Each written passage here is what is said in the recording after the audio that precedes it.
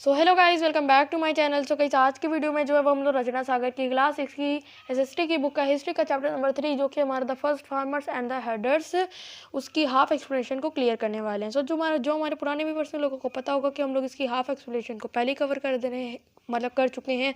तो अगर आपको वो वीडियो देखनी है तो link in the description box और आप लोग चैनल में भी जाके देख सकते हैं। So without wasting any further do, let's get started.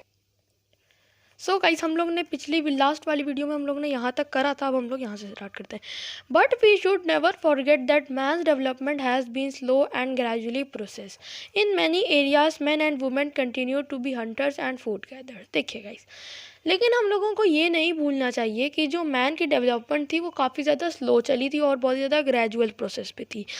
अब भी बहुत सारे एरियाज़ में मैन और वुमेन दोनों लोग हंटर्स भी थे और फूड गैदर्स भी थे। In other places, they gradually took to agriculture and domestication of animals. Often all these activities were combined. यानी कि ये भी था कि वो लोग भी एग्रीकल्चर और डोमेस्टिकेशन ऑफ एनिमल्स भी करते थे। मतलब आप ऑफ्टन आप कह सकते हैं कि ये दोनों चीज़ें कंबाइंड थी। यानी कुछ एरियाज़ में एग्रीकल्चर और डोमेस्टिकेशन का डेवलपमेंट भी हो गया था और कुछ एरियाज़ में जो है वो आपका एग्रीकल्चर आपका कुछ जगह पे भी अभी भी हंटिंग और फूड गैदरिंग चली रहा था। एक इनसाइड बात यहाँ पे है, in India a large number of stone tools have been found in the buried in the cave of Ratnagiri in the coast of Maharashtra. This cave seems to be the first evidence of the cave shelters by early man in the tool seems to be around 19,000 years ago. यानी कि एक large number हमारे stone tools के India में पाए जाते हैं बुरीड केव में, जो कि रत्नागिरी में कोस्ट ऑफ महाराष्ट्र में। और ये एक बहुत बड़ा एविडेंस है हमारा केव है, शेल्टर है अर्ली मैन का, जिसके और यहाँ पे करीबन 90,000 स्टोन टूल्स पाए गए हैं। ठीक है, नेक्स्ट टॉपिक जो है हमारा वो है हमारा guys community life. Now the Neolithic man lived in a more organized and the second community still there was no concept of private ownership of land।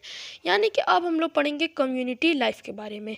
अब न्यूलिथिक मैन जो है वो और ऑर्गेनाइज्ड और ज़्यादा सेटल तरीके से रहने लगे थे। बट अभी भी यहाँ पे कोई कॉन्सेप्ट नहीं था कि किसी एक पर्टिकुलर पर्सन की कोई एक पर्टिकुलर या प्राइवेट प्रॉपर्टी है या प्रॉपर्टी या प्राइवेट एक ओनरशिप ऑफ लैंड है कि ये लैंड उसका है, कोई रजिस्ट्रेशन कुछ नहीं था। ठीक है, the group lived in harmony and practice social equality. यानी जो इनके ग्रुप्स रहते थे वो हारमनी में, पीस में और एक इक्वालिटी में रहते थे। मोस्ट प्रोबेबली द एल्डेस्ट और the strongest member of the people were made at the leader was be the supposed to coordinate all the activities of the group. यानी कि ज़्यादातर जो थे, मतलब जो ज़्यादातर बड़े, मतलब जो जैसे कि अभी भी ये प्रथा है कि जो सबसे ज़्यादा बड़े होते हैं उनको ज़्यादा मान्यता प्रदान की जाती हैं या दी जाती हैं। तो उसी में से जो सबसे ज़्यादा एल्डेस्ट रहते थे, सबसे ज़्यादा पुराने रहते थे, उनको सबसे स्ट्रॉन्गेस्ट ऑफ द मेंबर पाया जाता था अपनी फैमिली का, या फिर वो लीडर रहते थे पूरे ग्रुप के और उन्हीं की सारी एक्टिविटीज़ को जो उनका ग्रुप था वो फॉलो करता था। At Burzahom in Kashmir pit houses have been found dug into the ground with steps leading into them. यानी कि बुर्गज़ोम जो कि कश्मीर में है उसमें पिट हाउसेस पाए गए। जब हम लोगों ने डग करा ज़मीन के अंदर, जब हम लोगों ने खोदा तो वहाँ पे कुछ पिट हाउसेस पाए गए। ठीक है, और आगे बढ़ते हैं। Evidence show that these pits were dug यूजली स्टोन टूल्स। यानी कि एविडेंस ये शो करता है कि ये जो पिट्स थे, ये जो पिट्स हाउसेस थे, जो पिट्स थे उनको डग किया गया था, मतलब खोदा गया था स्टोन टूल्स की मदद से। ठीक है, some materials remain such as pottery and cooking hearths have been found in the pit houses. यानी कि कुछ ऐसे मटेरियल जैसे कि कोई पॉटरी हो गई, बर्तन हो गए, कुकिंग के कुछ हर्ट्स हो गए, कुछ सामान हो गए, वो अभी भी ये पिट हाउसेज में जब हम लोग डग करते हैं तो पाए जाते हैं। This shows that people lived in community. ये हम लोग को दिखाता है कि पीपल जो है वो कम्युनिटी में रहते थे। ठीक है, नेक्स्ट हमारा जो टॉपिक है वो है गाइज हमारा इन्वेंशन इन व्हील्स। ठीक है गाइज, नेक्स्ट जो हमारा टॉपिक है वो है हमारा invention in wheels. Invention of wheels is regarded as the first technological revolution of mankind. यानी कि जो पहिए का आविष्कार था वो एक हमारा, आप कह सकते हैं, एक रिकॉर्डेड टेक्नोलॉजी रिवॉल्यूशन था मानव के जीवन में।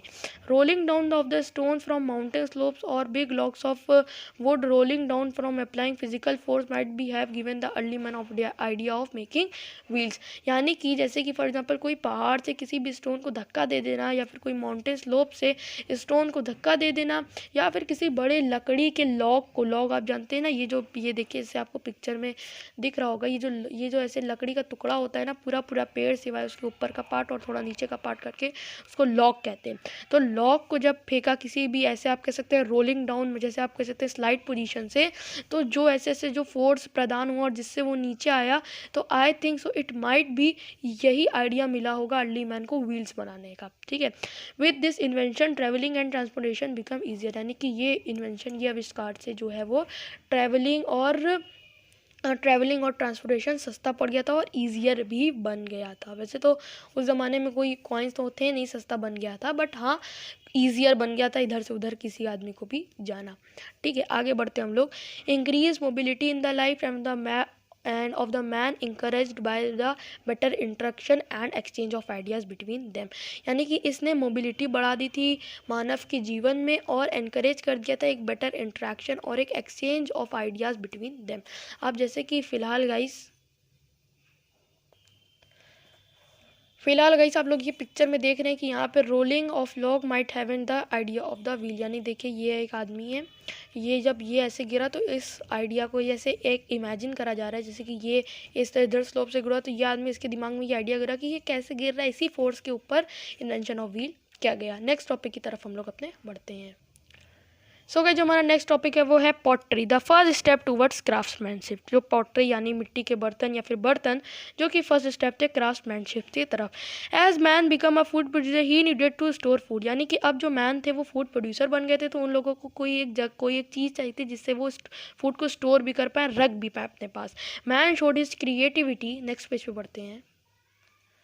Yes guys, man showed his creativity when he made solid and strong clay pottery by making them on fire। यानी कि अब जो मानव था वो एक फूड प्रोड्यूसर बन चुका था, अब उसको फूड को स्टोर भी करना था। ठीक है, उसको फूड को भी स्टोर भी करना था, तो उसकी क्रिएटिविटी ने ये कहा, मतलब क्रिएटिविटी उसके अंदर जागी, जिज्ञासा जागी कि उसने फिर क्या करा, सॉलिड और स्ट्रॉन्ग क्ले से पॉटरी बनाने लगे बाय बेकिंग गेम, उनको क्या कहते हैं, बेक करने लगे फायर के ऊपर। ठीक है, यही एक इन्वेंशन था हमारा पॉटरी का। जैसे कि आप इस पिक्चर में देख सकते हैं कि अर्ली मैन मेकिंग पॉटरी, ये कुछ इसी प्रकार से आज भी ट्रेडिशनल मेथड से आज भी बनता है।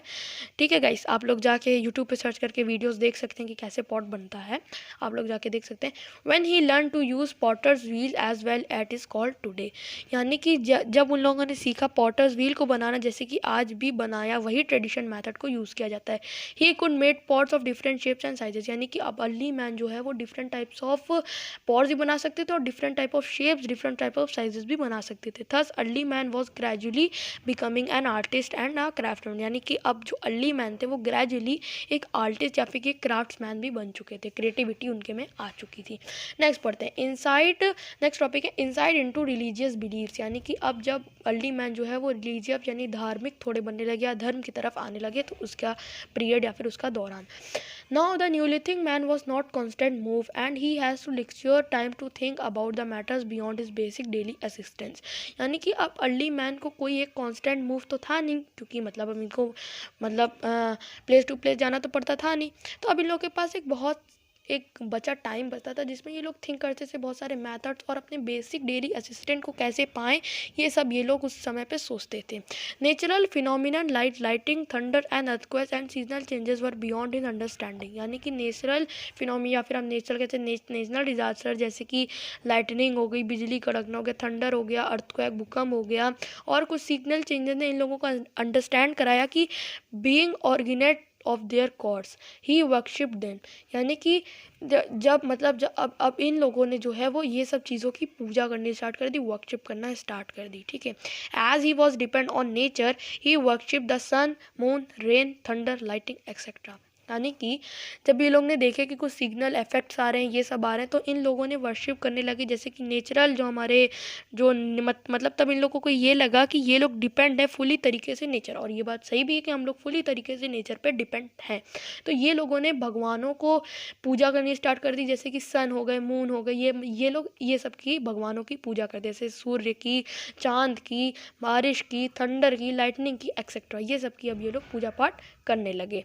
ठीक है guys, so guys did was an other mystery for the Neolithic man, यानी कि मौत मृत्यु एक अलग मिस्ट्री बन गई थी न्यूलिथिक मैन के ऊपर कि ये क्या हो रहा है, मतलब कोई इंसान है, जीवित है, एक लाइफ स्पैन है उसका, और फिर वो डेड हो जा रहा है, फिर वो कोई काम नहीं कर सकता है ना कुछ कर सकता है।